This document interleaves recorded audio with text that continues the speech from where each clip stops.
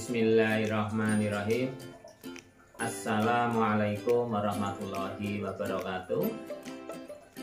Baik semuanya, selamat bertemu kembali pada pelajaran IPA.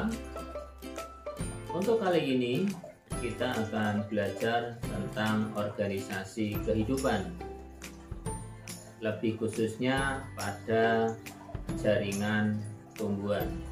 Marilah kita ikuti video pembelajaran berikut ini.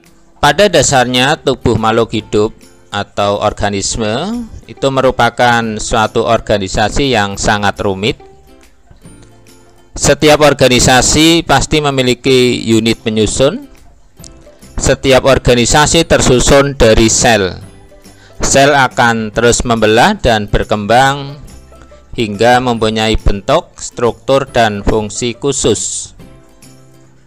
Sel-sel yang telah berkembang tersebut akan membentuk jaringan. Jaringan-jaringan tersebut akan membentuk organ. Selanjutnya, kumpulan organ akan membentuk sistem organ dan akhirnya membentuk tubuh organisme. Jaringan tumbuhan. Jaringan adalah sekumpulan sel yang mempunyai bentuk dan struktur yang sama. Berdasarkan kemampuan membelah sel, jaringan tumbuhan dibedakan menjadi dua, antara lain yang pertama atau yang A adalah jaringan meristem. Jaringan meristem merupakan kumpulan sel yang aktif membelah dan menghasilkan sel-sel baru yang belum terdiferensiasi, yang kemudian dapat berkembang menjadi berbagai jaringan dan organ tumbuhan. Jaringan meristem terdiri atas jaringan meristem primer dan sekunder. Meristem primer menyebabkan pertambahan tinggi, sedangkan meristem sekunder atau nama lainnya adalah kambium menyebabkan pertambahan lebar diameter batang. Berikutnya, jaringan permanen. Hasil perkembangan jaringan meristem tersebut disebut dengan jaringan permanen. Jaringan tersebut dinamakan jaringan permanen karena telah terdiferensiasi sehingga memiliki bentuk dan fungsi yang tetap. Sel-sel yang terdapat pada jaringan permanen sudah tidak aktif membelah. Oke, kita lanjutkan kembali. Berdasarkan struktur dan fungsinya, jaringan permanen dibedakan menjadi 4, antara lain. Di sini ada gambar dari sebuah tumbuhan, kemudian diambil penampangnya seperti ini.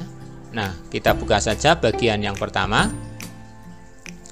Jaringan pelindung, yaitu jaringan epidermis.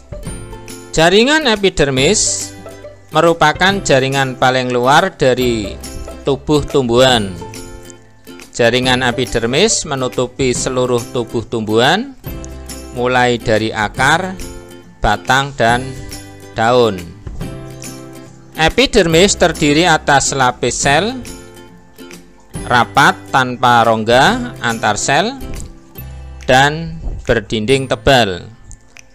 Fungsi jaringan epidermis adalah sebagai pelindung jaringan di dalamnya dan tempat pertukaran zat. Epidermis dapat termodifikasi menjadi trikoma dan stomata. Fungsi trikoma bermacam-macam, misalnya trikoma pada akar untuk menghisap air dan mineral, trikoma pada daun untuk mengurangi transpirasi, dan trikoma pada batang sebagai alat pelindung. Sedangkan stomata ini merupakan celah pada epidermis daun. Struktur stomato terdiri dari dua sel penjaga yang biasanya memiliki bentuk berlainan dengan sel epidermis di sekitarnya. Nah, fungsi dari stomata adalah untuk pertukaran gas. Kalau kita lihat di sini, epidermis itu adalah lapisan yang paling luar, letaknya di sini. Yang kedua adalah jaringan dasar, yaitu jaringan parenkima. Disebut juga jaringan dasar karena menjadi penopang jaringan lain. Parenkima tersusun dari banyak sel parenkima berdinding tipis.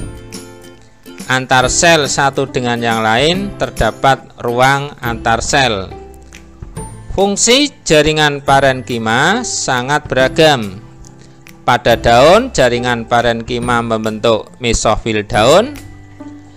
Mesofil daun tersusun dari jaringan parenkima palisade dan bunga karang.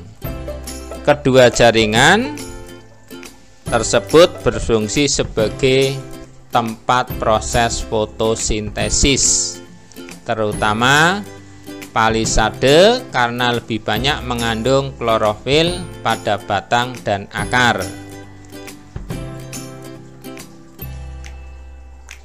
Sedangkan pada batang dan akar, jaringan parenkima berfungsi sebagai tempat cadangan makanan. Baik, saya lanjutkan yang ketiga, jaringan penguat atau penyokong, yaitu jaringan kolenkima dan jaringan sklerenkima.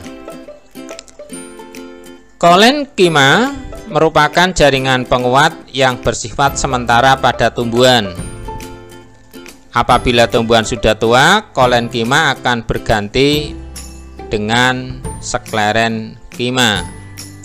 Nah, sklerenkima merupakan jaringan penguat yang bersifat permanen. Sel-sel penyusun sklerenkima mengalami penebalan dinding yang sangat tebal dan merata. Umumnya penebalan dinding ini mengandung lignin dan selulosa yang berlapis-lapis sehingga akhirnya mati. Yang keempat, jaringan pengangkut. Jaringan pengangkut itu meliputi jaringan xilem dan phloem. Kalau kita lihat di sini, ini yang dalam itu ada xilem, ada phloem. Nah, xilem adalah jaringan pembuluh kayu tersusun dari sel-sel memanjang yang sudah mati.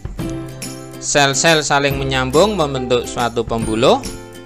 Pembuluh ini mengangkut air dan unsur hara dari akar menuju daun, jadi dari bawah ke atas. Sedangkan phloem, jaringan pembuluh tapis, nama lainnya, terdiri atas sel-sel hidup berdinding tipis. Phloem berfungsi untuk mengedarkan hasil fotosintesis dari daun ke seluruh tumbuhan. Demikianlah video pembelajaran pada kali ini. Semoga bermanfaat dan terima kasih. Alhamdulillah.